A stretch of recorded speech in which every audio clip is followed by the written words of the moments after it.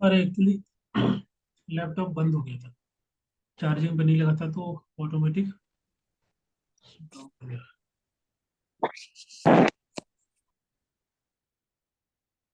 Okay, discuss करते हैं। तो मैं क्या बात कर रहा था? कहीं मोबाइल बंद हो रहा है, लैपटॉप बंद हो रहा है। सब लोग ज्वाइन कर लिए हैं।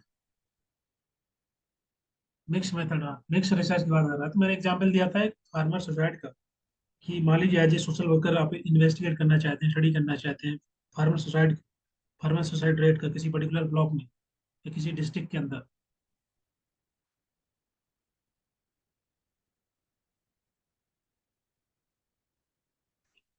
रिकॉर्ड हो रहा है ना?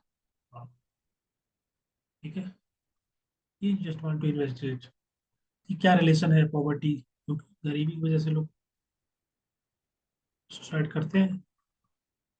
ठीक है, तो आपको ये देखना है कि बेसिकली क्या रिलेशन है इन दोनों में, पॉवर्टी और फार्मर सुसाइड में। तो इसमें आप किस प्रकार से आप दो दो टाइप की स्टडी कर सकते हैं, क्वालिटेटिव एंड क्वांटिटेटिव, मतलब मिक्स। तो इसमें मिक्स में भी जो है कई प्रकार होते हैं। एक तो होता है आपका एक्सप्लेनेटरी रिसर्च। इसके अंदर क्या करते हैं हम लोग? पहले क्वांटिटेटिव डेटा कलेक्ट करते हैं, फिर हम क्वालिटेटिव डेटा कलेक्ट करते हैं, फिर हम जो है बाद में इसका एनालिसिस करते हैं, इंटरप्रेट करते हैं, एनालिसिस करते हैं। इसका मतलब क्या हुआ कि क्वांटिटेटिव डेटा क्या होता है कि जो जिसको आप क्वांटिफाई कर पाए। जैसे कि फार्मर का जो है इनकम लेवल क्या है, ठीक है, क्या क्या रिसोर्सेस हैं, एजुकेशन लेवल क्या है, ये सभी चीज़ें जो आप क्वांटिफाई कर सकते हैं उनको क्वांटिटेटिव डेटा के माध्यम से कलेक्ट कर लेते हैं।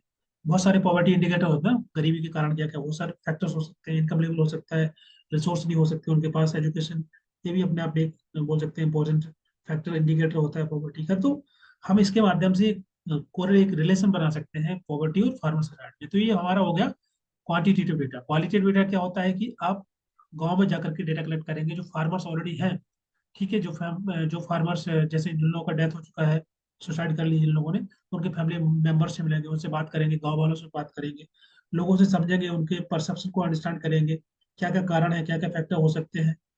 कई प्रकार के इशू हो सकते हैं, इसकी वजह से लोग डिस्ट्रेस फेस करते हैं और सुसाइड कर लेते हैं। फाइनेंशियल हार्डशिप हो सकती है, मतलब पैसे की वजह से, या सोशल प्रॉब्लम्स, या कई और भी कुछ लोग ड्रग एडिक्टेड होते हैं।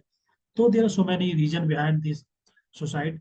तो कुछ ऐसा डेटा होता है जो हम स्टडी के माध्यम से, थ्रू दी फील्ड वर्क, लोगों से पूछ करके, बातचीत करके, इंटरव्यू के माध्यम से डिस्कस करके, उनके परसेप्शन, उनके अनुभव, एक्सपीरियंस को समझ से डेटा कलेक्ट करते हैं, वो आपका क्वालिटी डेटा होता है।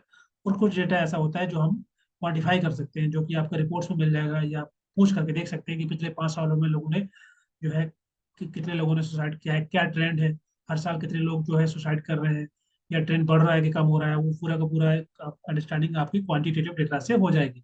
और क्वालिटेटिव डेटा इसलिए कलेक्ट करते हैं, देखिए, कोई एक से हम स्टडी कर सकते हैं, लेकिन दूसरा हम इसलिए लेते हैं ताकि एक होलिस्टिक तरीके से स्टडी कर पाए।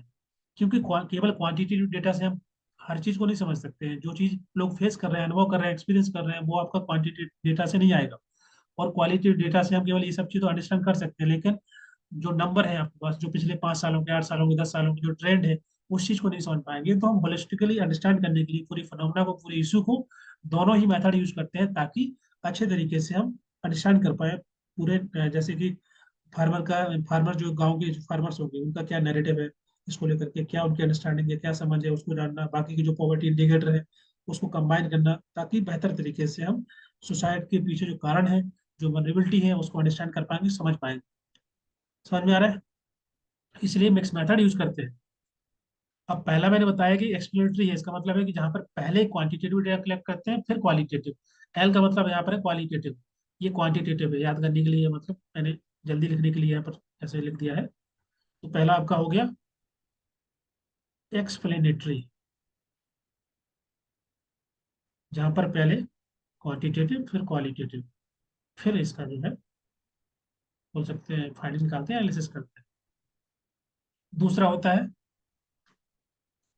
एक्सप्लोरेटरी। इसमें क्या होता है, पहले हम क्वालिटेटिव डेटा कलेक्ट करते हैं, फिर क्वांटिटेटिव डेटा कलेक्ट करते हैं, फिर उसका एनालिसिस करते हैं। ठीक है, तो ये एग्जाम में अगर आ जाए तो याद करने का तरीका क्या है? कि देखो इसके अंदर एक्सप्लेनेटरी के अंदर एन आता है, एक्सप्लोरेटरी के अंदर एन नहीं है ना, तो एन इसमें आएगा, मतलब एन पहले आएगा। पहले आप क्वांटिटेटिव डेटा कलेक्ट करेंगे। और एक्सप्लोरेटरी के अंदर क्या होता है, एल होता है, एल इसमें पहले आएगा। पहले आप क्वालिटेटिव डेटा कलेक्ट करेंगे एक्सप्लोरेटरी में, तो इसमें पहले एन, मतलब क्वांटिटेटिव डेटा। समझ में आ रहा है? अब चूंकि इसमें क्वालिटेटिव डेटा कलेक्ट कर रहा है और दूसरे वाले में क्वालिटेटिव, इसके बाद आता है आपका तीसरा, दैट इज अ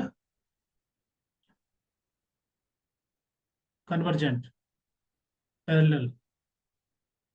जैसे कि नाम में लिखा है पैरेलल, इसका मतलब क्या, पैरेलली हम डेटा कलेक्ट करने वाले हैं। यहाँ पर आपका क्वालिटेटिव होगा, क्वांटिटेटिव डेटा कलेक्ट होगा। दोनों को साथ साथ हम यहाँ पर साइमल्टेनियसली दोनों हम मेथड यूज करने वाले हैं, जहाँ पर क्वालिटेटिव डेटा को और क्वांटिटेटिव डेटा को कलेक्ट करेंगे एट अ सेम टाइम। ठीक है, हाँ, उसका एनालिसिस अलग अलग तरीके से करेंगे। फिर जो है, फिर बाद में ओवरऑल कोरिलेट करेंगे, कंपेयर करेंगे, अंडरस्टैंड करेंगे, फिर इंटरप्रिटेशन देंगे। तो ये आपका हो गया कन्वर्जेंट पैरेलल डिजाइन, जहाँ पर साइमल्टेनियसली डेटा को कलेक्ट किया जाता है at a same time, then we analyse, then जो भी रिस्पेक्टिव कंक्लूजन वो निकल सकता है after comparing with the both data, then we can generalise the result. ठीक है।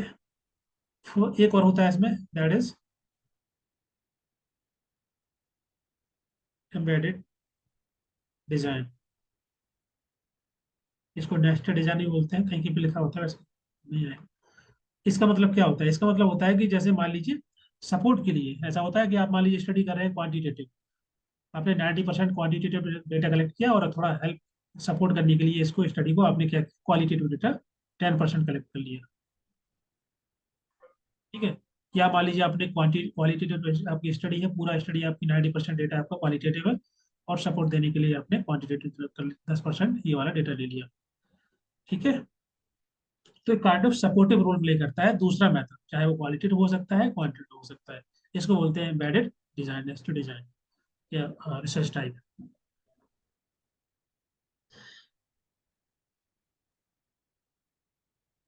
ओके, जैसे मान लीजिए हमने ओवरऑल आपके पास क्वांटिटेटिव डेटा है, और आप किसी दो चार गांव में गए, वहां पर आपने एक क्वेश्चन आयर तैयार किया, एक ओपन एंडेड क्वेश्चन आया, उन लोगों को बिठा करके उनसे पूछा, जानकारी ली, थोड़ा अंडरस्टैंडिंग डेवलप करने के लिए, समझने के लिए कि फिनोमेना क्या है, बेसिकली क्या प्रॉब्लम है, ताकि आप बेहतर तरीके से एक्सप्लेन कर पाए। क्योंकि आप जो भी डेटा कलेक्ट करेंगे आपको लिखना तो पड़ेगा ही, एक्सप्लेन करना ही पड़ेगा।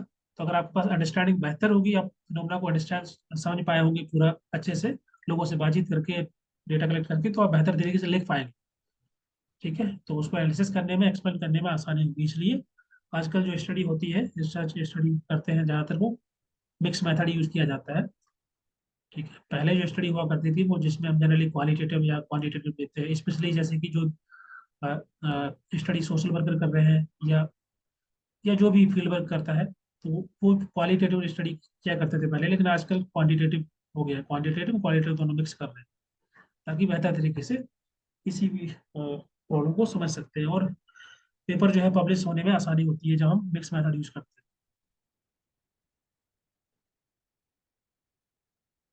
यहाँ तक क्लियर है सभी को?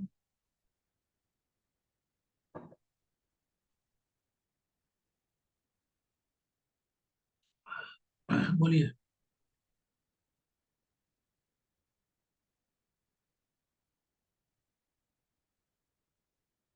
ठीक है, तो एग्जाम में देखो अगर आएगा ना, तो एक दो क्वेश्चन ऐसे आए हुए हैं, तो आपको याद रखना है बस कि एक्सप्लेनेटरी जो मिक्स मेथड रिसर्च होता है, इसमें आपका पहले एन आता है, मतलब क्वांटिटेटिव डेटा होता है, और एक्सप्लोरेटरी के अंदर एल रहता है, तो एल मतलब पहले हमारा क्वालिटेटिव रिसर्च होता है, फिर क्वांटिटेटिव करते हैं, फिर एनालिसिस करते हैं। ऐसे याद कर लेना है।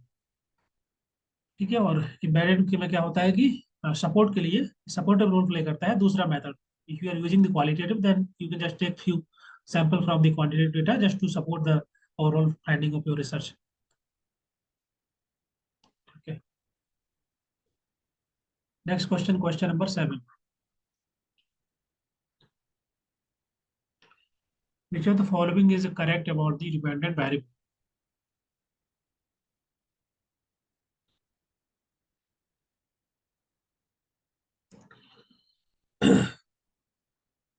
सर आप दिन में लेक्चर लीजिए, रात को आपके वहाँ नेटवर्क इशू हो रहा है, नहीं नहीं, नेटवर्क इशू नहीं हो रहा है मेरा तो। कैंपस का जो वाईफाई वो है ना, केबल वाला, तो वो तो कोई इशू नहीं होता है यहाँ पर।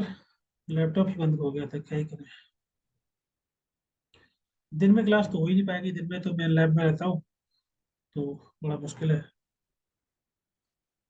कितने लोग हैं जो कि जॉब कर रहे हैं साथ साथ तैयारी के, या पढ़ाई कर रहे हैं, मास्टर्स कर रहे हैं?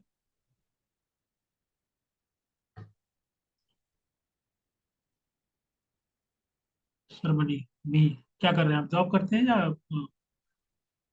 कोई काम करते हैं? मेरा मास्टर्स चल रहा है। तो रेगुलर है मास्टर्स, या केवल जाना नहीं पड़ता, एग्जाम दे जाना पड़ता है? MSW चल रहा है सर, रेगुलर। मैं तो माइनस में जॉब करती हूँ। ओके। कभी कभी जाते हैं वो घूमने। Secretary of social work, ceremony. तो आप लोग तैयारी कर पा रहे हैं ना, मतलब जॉब के साथ या वर्क के साथ? जो भी आप जॉब कर रहे हैं, काम कर रहे हैं, रेगुलर स्टडी कर रहे हैं, रेगुलर वाला प्राइवेट? Trying sir. देखो, ट्राई नहीं करना है, बिल्कुल तैयारी हो जाती है। ठीक है, ऐसा नहीं है तैयारी नहीं हो सकती। बिल्कुल हो जाती है तैयारी, थोड़ा टाइम लगता है, लेकिन आसानी से तैयारी हो सकती है। मैंने भी तैयारी की थी जब मैं जॉब कर रहा था। जॉब में था तभी मैंने तैयारी किया था नेट के एग्जाम का। ठीक है। किसी को थोड़ा टाइम ज़्यादा लगेगा, बट हाँ, आप कर सकते हैं। हार्ड तो लगेगा, देखो मैनेज करना पड़ता है टाइम। आप मान लीजिए सुबह 10 बजे से लेके 6 बजे तक जॉब करते हैं। ठीक है, I have complete MSW last year and working as a medical social worker, green counsellor. Okay Neha, इस बार नहीं होगा तो छोड़ना पड़ेगा जॉब सर। देखिए, जॉब छोड़ने की जरूरत नहीं है, आप सोच समझो। आपको टाइम निकालना पड़ेगा, क्योंकि आप जॉब कर रहे हैं, आपकी जॉब स्टेबिलिटी है। फाइनेंशियली आप जो डिपेंडेंट नहीं किसी पर। तो एटलीस्ट आपके दिमाग के अंदर ये तो रहेगा कि चलो आप जॉब कर रहे हैं। तो आपको कोई जल्दी नहीं है बहुत ज़्यादा, कि नहीं आपको 1 महीने में पूरा पढ़ना है, 2 महीने में। तो एक आपका बेनिफिट रहेगा कि जॉब आपके पास है, तो आप मेंटली प्रिपेयर्ड है, और फाइनेंशियली जो है इंडिपेंडेंट भी है। तो आपको टाइम निकालना है, जैसे मान लीजिए 10 से 6 आप जॉब करते हैं, तो सुबह 1-2 घंटे निकाल लीजिए, शाम को 1 घंटे का लंच के टाइम पे एटलीस्ट कुछ पढ़ सकते हैं, मॉक टेस्ट लगा सकते हैं। तो you have to manage. Even जैसे रास्ते में जा रहे हैं तो रास्ते में पढ़ सकते हो, PDF वगैरह ओपन करके। यही तरीका होता है जो मैं फॉलो करता था। मैं सुबह से 2 घंटे पढ़ता था, उसके बाद फिर रास्ते में जाते समय मॉक टेस्ट लगाता था, लंच के टाइम पे जो है फिर कुछ पढ़ लिया। उसके बाद आते समय, ऑफिस ऑफिस से आते समय मॉक टेस्ट सॉल्व कर लिया। फिर आने के बाद 1-2 घंटे पढ़ लिया। तो ऐसे करके आपको ये रेगुलर करना पड़ेगा। थोड़ा बोरिंग टाइप का लगता है, क्योंकि आप सुबह पढ़ेंगे, फिर रास्ते में जाकर पढ़ेंगे, फिर वहाँ लंच टाइम पे पढ़ेंगे, बात नहीं करेंगे किसी से। तो थोड़ा तो सेक्रीफाइस करना पड़ेगा, है ना? बट हाँ, मैनेज हो जाता है अगर आप कोशिश करो। घर पे क्या पढ़ना है, घर पे वो चीज़ पढ़नी जो आप रास्ते में नहीं पढ़ सकते, जैसे मैथ के क्वेश्चन लगाना है, DI के क्वेश्चन लगाना है, ये आपके घर पे होंगे। या जो चीज़ आपको प्रैक्टिस करनी है, लिखनी है, वो उसको आप घर पे कर लीजिए। सर आपका फर्स्ट अटैम्प्ट में क्लियर हो गया था? हाँ, मेरा फर्स्ट अटैम्प्ट क्लियर हो गया था। ये थोड़ा टिप्स चाहिए। देखो, टिप्स यही है, मैं भी जॉब में था तो मैं बता सकता हूँ कि इट्स मैनेजेबल। ठीक है। और इतना डिफिकल्ट नहीं होता है, अगर आप चाहें तो मैनेज कर सकते हैं। छोटा छोटा टाइम, 15-15 मिनट जो है आपको निकालने पड़ेंगे। ऐसा नहीं है कि आपके पास कोई 3-4 घंटे मिल जाएंगे एक साथ पढ़ने के लिए, वो कभी नहीं होगा। आप अगर फुल टाइम स्टडी कर रहे हैं तभी आपके पास समय है। और जो लोग फुल टाइम स्टडी करते हैं उनको ही पता होगा कि पूरा नहीं पढ़ते, दिन भर नहीं पढ़ते हैं, है ना? क्योंकि आप नहीं पढ़ सकते, आपका मन जो है लगातार नहीं बैठ सकते आप 3-3 4-4 घंटे, 5-5 घंटे। मन नहीं करता है ना? तो ऑब्वियस है कि वो जिन लोगों के पास ज़्यादा समय है वो पूरा टाइम यूटिलाइज नहीं कर पाते हैं, और जिन लोगों के पास समय कम है वो चाहे, उनको लगता है कि ज़्यादा टाइम चाहिए उनको। लेकिन आपको ज़्यादा समय नहीं चाहिए होता है। आप मैनेज करेंगे जॉब करते साथ, करते साथ साथ में। हाँ, आप और कुछ काम नहीं कर सकते, सैटरडे संडे है, तो आप ये नहीं चाहेंगे, आप घूमने नहीं जा सकते इधर उधर, कि चलो यार संडे घूम के चले आते हैं कहीं पर। वो सब नहीं करना पड़ेगा आपको जब तक एग्जाम हो रहा है। वो सब छोड़ना पड़ेगा। 2-4 महीने की बात है, क्या ही वो बाद में फिर घूम लेना। तो सैटरडे संडे आपके पास समय रहता है, वहाँ पर आप काफ़ी प्रैक्टिस कर सकते हैं, पढ़ सकते हैं। बाकी वीक में भी लगातार आप पढ़ सकते हैं, 2-2 घंटे, 2 घंटे सुबह, 2 घंटे शाम, और 1 घंटे दिन में। ये आपका मैनेज कर पाएंगे, इतना समय बहुत है, 5 घंटे बहुत होता है। आप ये अगर 5 घंटे डेली पढ़ेंगे ना, तो 3-4 महीने में तो पूरा सिलेबस कवर हो जाएगा। सैटरडे संडे भी इसमें ऐड कर लो, और ज़्यादा पढ़ जाएंगे। पूरा टाइम टेबल बनाइए। टाइम टेबल बना करके आप पढ़ाई करिए, तो आसानी से हो जाएगा। सर वो वर्क में कम कंपटीशन होता है। सोशल वर्क में कंपटीशन का ऐसा तो नहीं है। JRF के लिए तो मेहनत करनी पड़ेगी। देखो, JRF के लिए तो कंपटीशन होता ही होता है। अभी देखो कट ऑफ कितना हाई जा रहा है, कितने लेंदी लेंदी क्वेश्चन आ रहे हैं एग्जाम के अंदर। कट ऑफ इतना इजी नहीं है। पेपर वन भी इसमें आपको पढ़ना है, पेपर वन तो कॉमन ही होता है ना। पेपर वन में आप अच्छा स्कोर करेंगे तभी तो पेपर टू में, चलो मान लीजिए आपका आ गया 65 स्कोर कर लिया आपने। पेपर वन में आपको ज़्यादा करना पड़ेगा, 70% का अगर आप लेके चलेंगे तो इसमें 35 क्वेश्चन सही होने चाहिए, और पेपर टू में 70 क्वेश्चन सही होने चाहिए। इतना टारगेट लेके आपको चलना है। अब मान लीजिए पेपर टू में आपका आ भी गया 65 70, ये तो मैं एवरेज बता रहा हूँ, ज़्यादा भी आ सकता है। ठीक है, क्या हो गया, तो पेपर टू में आपको 35 से 40 क्वेश्चन सही करने हैं, और इसके लिए तो आपको मेहनत करनी पड़ेगी अच्छे से। इतना आसान नहीं होता है। बहुत सारे, कुछ लोगों का दूसरा तीसरा अटेम्प्ट भी है। ठीक है, तो दिमाग में ये लेके नहीं चलना है कि इजी है। जो टॉप 100 होंगे उनके लिए तो इजी नहीं होगा, कोई भी एग्जाम देंगे वो। और जेआरएफ के लिए तो इजी नहीं होता है। हाँ, नेट के लिए आप बोल सकते हैं कि चलो थोड़ा कम कट ऑफ जाता है, कम पढ़ लेंगे, मैनेज करके हो जाएगा पास। लेकिन for the JRF you have to do very hard work every year. Sir, 154 का लास्ट अटेम्प्ट, देख लो 154 से क्या ही होगा। और आपको, आप देखिए पेपर वन में कितना काम था, पेपर टू में कितना था, उसके हिसाब से तैयारी करिए। Paper one is become more tougher after every year, paper two is still manageable.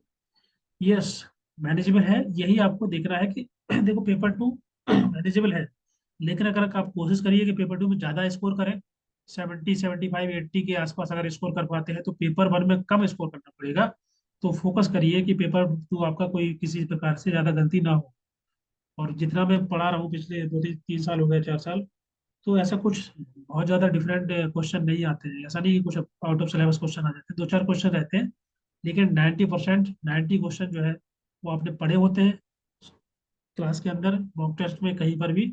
और जो लास्ट में रिवीजन होता है उसमें बहुत सारे क्वेश्चन आते हैं, अगर कोई यहाँ पर क्लास में होगा लास्ट में से उनको पता है, बहुत सारे क्वेश्चन आते हैं।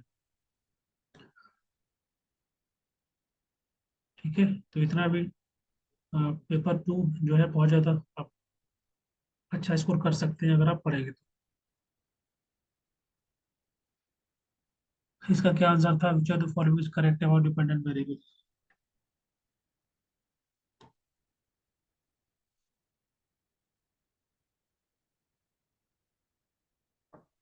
सर मैं गुजराती मीडियम से हूँ इसलिए टफ लग रहा है जागृति। तो आपको इंग्लिश या हिंदी में से क्या समझ में आता है जो ज़्यादा आपको इजी लगता हो।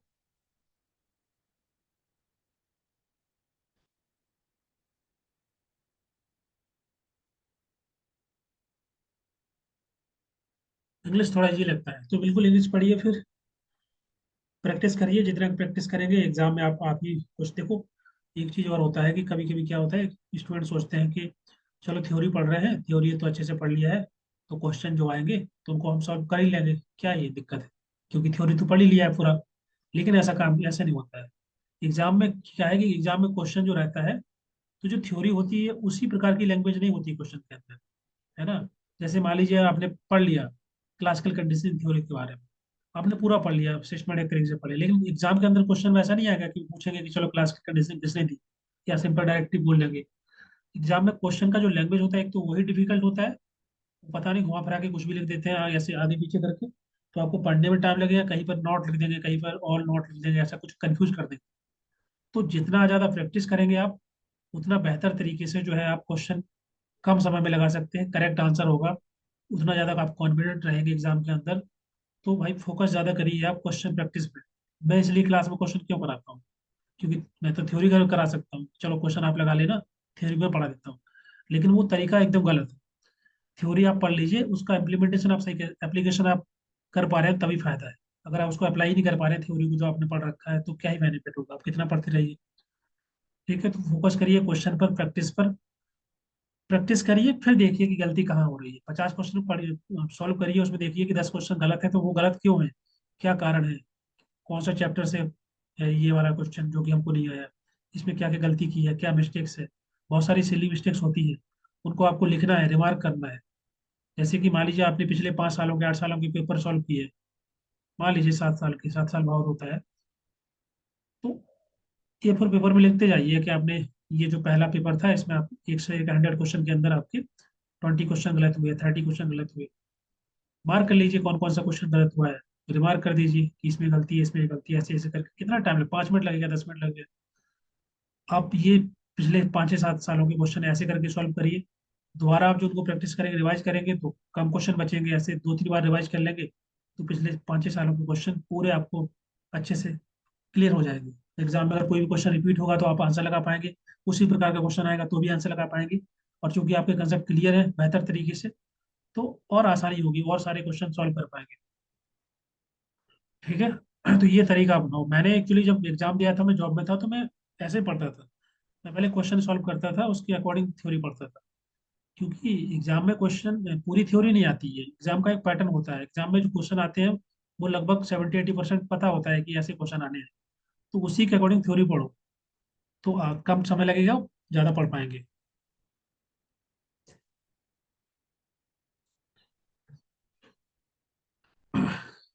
एडवाइस तो हमें भी चाहिए। एडवाइस किस लिए चाहिए आपको, प्लीज़ हमें कोई एडवाइस कर दीजिए, जागृति। हाँ जी, पूछिए क्या क्वेश्चन था आपका। राघवेंद्र सिंह।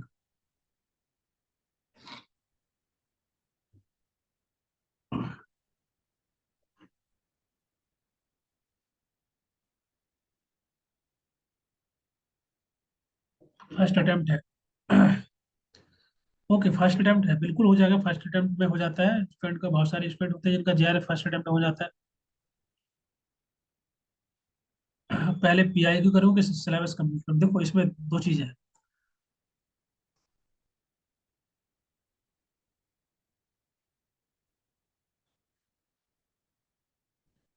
पहले आपको थ्योरी पढ़नी है, मतलब ऐसा नहीं है कि पहले आप पीआई कैसे करेंगे। जैसे मान लीजिए 100 क्वेश्चन है एक क्वेश्चन पेपर के अंदर, जून का आपने पेपर उठाया, 2023 का। अब चूंकि आपको कुछ पता नहीं होगा तो क्वेश्चन सॉल्व नहीं कर पाएंगे ना। तो वो तो पॉसिबल नहीं है। पहले थ्योरी तो पढ़ना है आपको, लेकिन थ्योरी पे ही नहीं लगे रहना। जैसे मान लीजिए आपने पढ़ लिया, यूनिट 1 से 5 तक हो गया हमारा। अब आप लोगों ने पढ़ लिया, मतलब आपको पता है कि हमने यूनिट 1 में ये पढ़ा था, यूनिट 2 में, 3 में, 4 में, 5 में। भले ही पूरा याद ना हो, आपको 30%, 40%, 50% याद रहेगा, इतना तो याद रहता है। तो इतने पे आप जो है क्वेश्चन सॉल्व करिए। फिर आप देखिए कि आपने यूनिट 1 से 5 तक पढ़ा है, और ये क्वेश्चन तो यूनिट 1 से ही है, ये वाला क्वेश्चन यूनिट 2 से है, फिर भी हम गलत क्यों कर रहे हैं। फिर आप उसको प्रैक्टिस करिए, फिर आप उस थ्योरी को आप दोबारा पढ़िए। ठीक है, जैसे यूनिट 1 से 5 तक हम लोग पढ़ ही लिए हैं, पढ़ रहे हैं, हो जाएगा 2-3-4 दिन। तो इनका क्वेश्चन देखिए, जैसे मॉक टेस्ट कोई उठा लीजिए, full length mock test 100 question होंगे उसमें। आपको पता चलेगा कि ये क्वेश्चन जो है 50 क्वेश्चन तो आप कर ही पाएंगे, क्योंकि यूनिट 5 तक तो हो गया है। तो उनमें मान लीजिए आपने 20 क्वेश्चन कर लिए, 30 कर लिए, 20 क्यों नहीं कर पाए वो देखिए। कुछ किस यूनिट का है, कौन सा टॉपिक है, क्या चैप्टर है, क्यों गलती कर रहे हैं, उसको दोबारा पढ़िए, रिवाइज करिए उस थ्योरी को दोबारा से। ताकि अगले क्वेश्चन, अगले मॉक टेस्ट में आप सॉल्व करेंगे, अगर सेम कॉन्सेप्ट आया, सेम चैप्टर का वो आ गया टॉपिक, तो आप लगा पाएंगे वहाँ। वहाँ भी गलती करेंगे तो दोबारा आप पढ़िए उसको। ऐसे 2 बार 3 बार 4 बार पढ़ेंगे तो वो कंसेप्ट भी क्लियर हो जाएगा, वो यूनिट भी अच्छे से पढ़ पाएंगे, और रिवीजन भी हो जाएगा, और थ्योरी भी अच्छे से पढ़ पाएंगे। ठीक है, तो सिलेबस तो पढ़ना ही है। लेकिन सिलेबस पढ़ने के बाद फिर ऐसा नहीं कि बार बार हम वही थ्योरी पढ़ते जा रहे हैं, बार बार नहीं पढ़ना थ्योरी है। और वीडियो भी बार बार नहीं देखना, जो वीडियो है थ्योरी के, वो मैंने इसलिए दिए हैं कि अगर कोई टॉपिक आपको समझ में नहीं आता, जैसे मान लीजिए आपको का स्क्वायर टेस्ट समझ में नहीं आ रहा है, तो वीडियो देख लीजिए, उसका मैंने एक क्वेश्चन बनाया हुआ है, क्वेश्चन सॉल्व करके बताया कैसे का स्क्वायर टेस्ट वैल्यू निकालते हैं। ठीक है, क्या ऑब्जर्व वैल्यू होती है, क्या एक्सपेक्टेड वैल्यू होती है, उसका एग्जाम्पल दिया मैंने, उसको देख लीजिए। उससे आपका कंसेप्ट डेवलप होगा, उसको रटना नहीं पड़ेगा। तो वीडियो इसलिए बने हैं ताकि आप ज़्यादा रटे ना, चीज़ें समझने वाली है उनको समझ लीजिए वीडियो से। बाकी आप जो पीडीएफ है उससे पढ़ लीजिए, जो चीज़ बेसिक है उसको। जैसे मान लीजिए सोशल कैपिटल क्या होता है, उसके लिए वीडियो देखने की जरूरत नहीं है। दैट इज़ वेरी अंडरस्टूड ना, कि सोशल कैपिटल क्या है। तो छोटी छोटी चीज़ें जो होती हैं वो आप पढ़ लीजिए, क्योंकि मास्टर्स कर ही रहे हैं। इतनी बेसिक अंडरस्टैंडिंग सभी की होगी कि जो बेसिक कंसेप्ट होते हैं वो आपने पढ़े होंगे, या पीडीएफ से पढ़ेंगे तो आप याद हो जाएगा।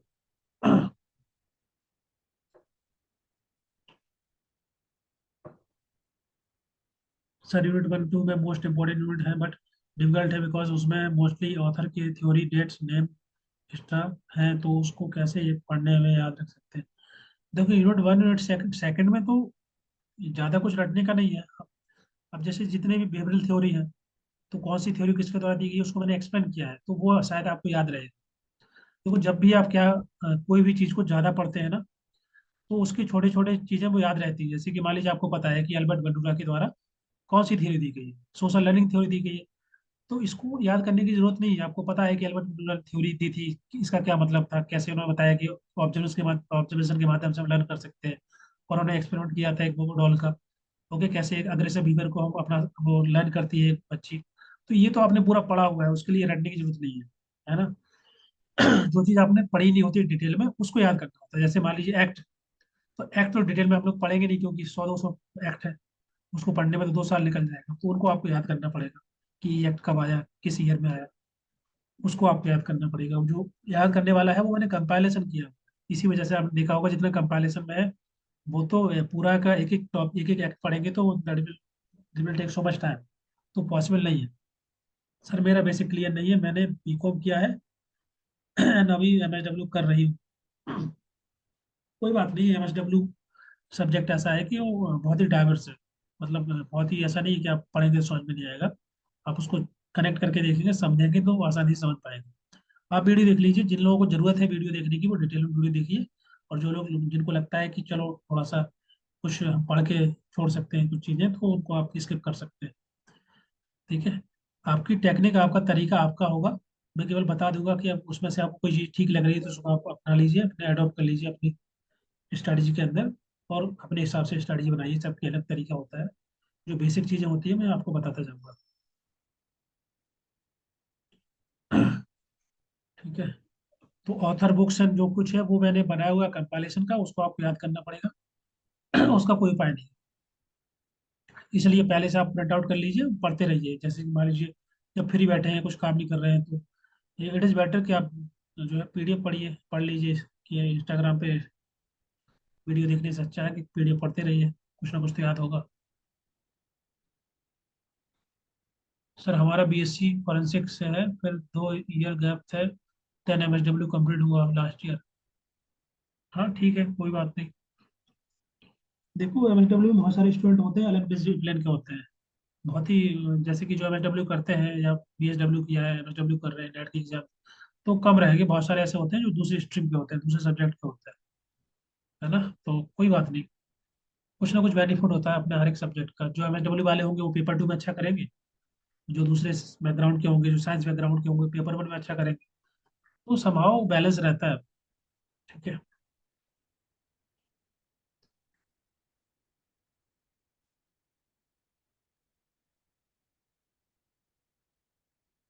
चलिए आगे बढ़ते हैं। क्या क्वेश्चन डिस्कस कर रहे थे हम लोग? इसका क्या आंसर था?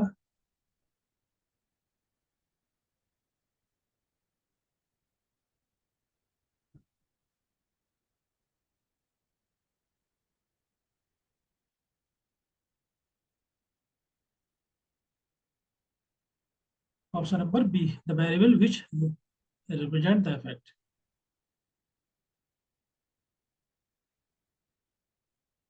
इसका मतलब क्या हुआ कि जो आपका डिपेंडेंट वेरिएबल होता है, वो वेरिएबल होता है जिसको मेजर करते हैं, that is being measure and tested.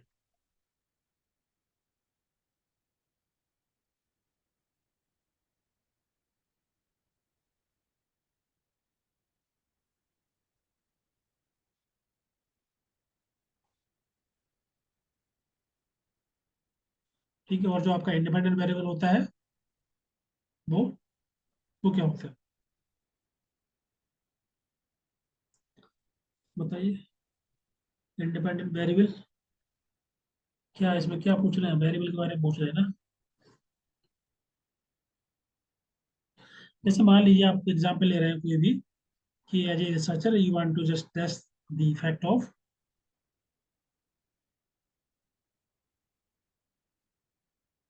Sleep deprivation on the exam या मॉक टेस्ट परफॉर्मेंस। तो यहाँ पर आपके दो वेरिएबल हो गए। एक अमाउंट ऑफ स्लीप हो गया, ये आपका कौन सा वेरिएबल हो गया? ये इंडिपेंडेंट वेरिएबल हो गया। और जो आपका दूसरा वेरिएबल जिसमें है टेस्ट स्कोर या मॉक टेस्ट का स्कोर कैसा है, उसके कितना इम्पैक्ट पड़ेगा, वो आपका डिपेंडेंट वेरिएबल हो गया। ठीक है। तो ऐसे करके आप अंडरस्टैंड कर सकते हैं। सो डिपेंडेंट वेरिएबल क्या होता है? जब variable that is being measure, इसको मेजर करते हैं, टेस्ट करते हैं इस एक्सपेरिमेंट के अंदर। हाँ। इंडिपेंडेंट वेरिएबल जो है मैनिपुलेट किया जाता है, बदल सकता है, चेंज किया जाता है, और उसका इम्पैक्ट हम देखते हैं डिपेंडेंट वेरिएबल पर। So dependent variable is measured to see how it changes, कितना उसमें बदलाव हुआ है, चेंज हुआ है। जैसे कोई मेडिसिन है, कोई वैक्सीन बनी है, तो वैक्सीन, डिफरेंट वैक्सीन दी जाती है पेशेंट को चेक करने के लिए उसका क्या पॉजिटिव इम्पैक्ट है, तो आपका इंडिपेंडेंट वेरिएबल हो गया। और जिस पे हम देख रहे हैं इफेक्ट चेंज, वो आपका डिपेंडेंट वेरिएबल हो गया। क्लियर है?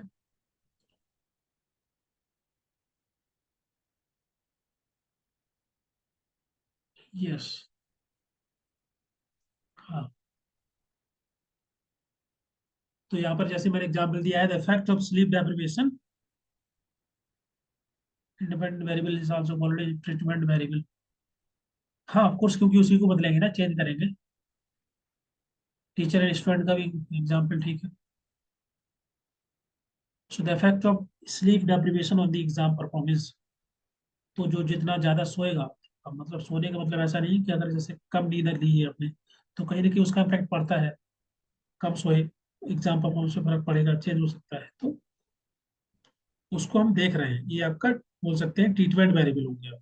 इसमें बदल रहे हैं, चेंज कर रहे हैं, इसका इम्पैक्ट हम देख रहे हैं दूसरे वेरिएबल पर जो कि डिपेंडेंट वेरिएबल है, to see how it is changes, कैसे उसमें बदलाव हो रहा है। क्लियर है सभी को?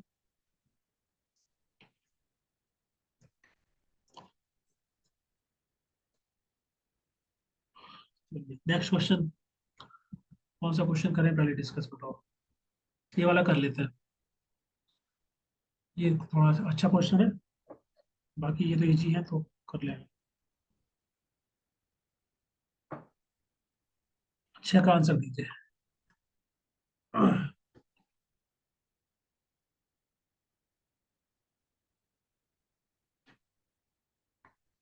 The second stage of the qualitative analysis of ground theory,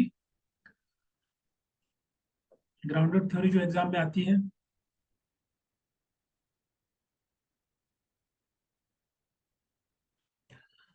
इससे क्वेश्चन आते हैं। ये क्या है? Qualitative research methodology.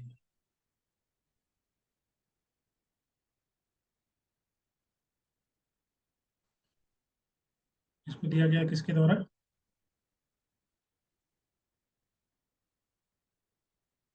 Berne, Glaser and A Strauss. Saturation point तक डेटा कलेक्ट होता है इसमें, बिल्कुल ठीक है। तो बेसिकली जो हम फ्रेमवर्क बनाते हैं उसको टेस्ट करते रहते हैं सैचुरेशन पॉइंट, ठीक है। तो ये जो ग्राउंडेड थ्योरी इसको बोल रहे हैं, एक सिस्टमेटिक तरीका है, क्वालिटेटिव रिसर्च मेथोलॉजी इसको बोल रहे हैं। इसके कुछ स्टेप्स होते हैं। पहला तो ये होता है कि पहले हम डेटा कलेक्ट करते हैं, जैसे आपका इंटरव्यू हो गया, ऑब्जर्वेशन हो गया, या जो आपके पास डॉक्यूमेंटेड डेटा है, फैक्चुअल डेटा है। उसके बाद क्या करते हैं, फिर इसके माध्यम से हम कुछ की कंसेप्ट डेवलप करते हैं,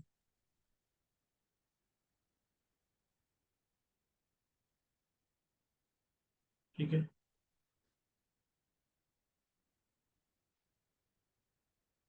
इसके बाद तीसरा स्टेप आता है, फिर क्या करते हैं, इसमें कंसेप्ट डेवलप करते हैं और रिलेशन बिल्डअप करते हैं। मल्टीपल वेरिएबल या मल्टीपल कंसेप्ट के बीच में रिलेशनशिप कैसे हमको बिल्डअप करना है।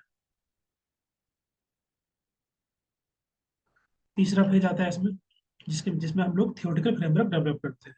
थियोरेटिकल फ्रेमवर्क कैसे बनता है आगे बताएंगे एग्जाम्पल के साथ। थियोरेटिकल फ्रेमवर्क क्या करेगा, थियोरेटिकल फ्रेमवर्क जो हम लोगों ने अभी की कंसेप्ट डेवलप किया है ना, उसी को एक्सप्लेन करेगा, उसके रिलेशनशिप को एक्सप्लेन करेगा, जो रिलेशन है बिटवीन दी मल्टीपल कंसेप्ट, उनको एक्सप्लेन करेगा। फिर हम जो है इसको टेस्ट करते हैं, इस थियोरेटिकल फ्रेमवर्क को न्यू डाटा पे। अब दोबारा डाटा कलेक्ट करें हम, और उस पर हम फिर इस फ्रेमवर्क को टेस्ट करेंगे, चेक करेंगे, फिर उसके बाद हम रिफाइन करेंगे इस पर्टिकुलर जो फ्रेमवर्क हमने बनाया हुआ है। अगर रिक्वायर्ड है तो उसको दोबारा से चेंज करेंगे, बदलाव करेंगे। ठीक है, टिल इट्स सैचुरेशन। ओके, तो ये आपके कुछ स्टेप्स हो गए इसके अंदर। अब जैसे मान लीजिए कोई एग्जाम्पल लीजिए, उससे अंडरस्टैंड करते हैं पूरे प्रोसेस को कि कैसे ये जो है grounded theory qualitative research methodology function करती है, वर्क करती है। जो मैंने एग्जाम्पल दिया था अभी थोड़ी देर पहले, होमलेस कम्युनिटी का, जैसे मान लीजिए कुछ लोग हैं, एज ए रिसर्चर आप स्टडी करना चाहते हैं होमलेस यूथ पर,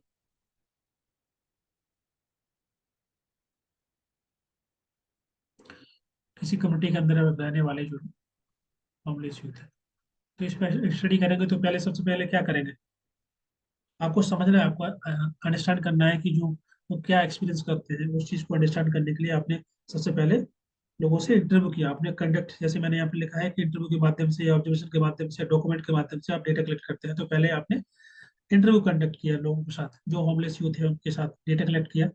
और उसके बाद फिर आपने की कंसेप्ट डेवलप किए। की कंसेप्ट का मतलब क्या हुआ यहाँ पर, कि जैसे मान लीजिए अब ऐसे यूथ जो कि किसी प्रकार से अफेक्टेड है, तो कई प्रकार की स्ट्रैटेजी अपनाते हैं, कोपिंग मैकेनिज्म होती है जो कई बार हम लोग बात करते हैं कोपिंग मैकेनिज्म की, कोपिंग स्ट्रैटेजी होती है, उसको भी अपनाते होंगे।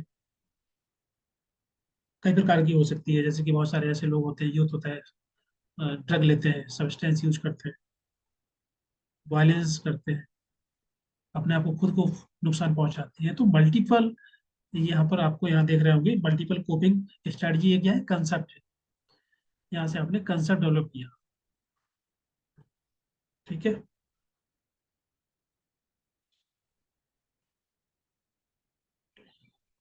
और क्या क्या हो सकता है सर, ग्राउंडेड थ्योरी ने दिया है ना, he has talk about 5 qualitative research methodology, I am getting confuse. क्या लिखा है, 5 qualitative research methodology. See, grounded theory itself is a qualitative research methodology. उसमें कुछ 5 स्टेप्स जो कि मैंने यहाँ पे लिखे हैं।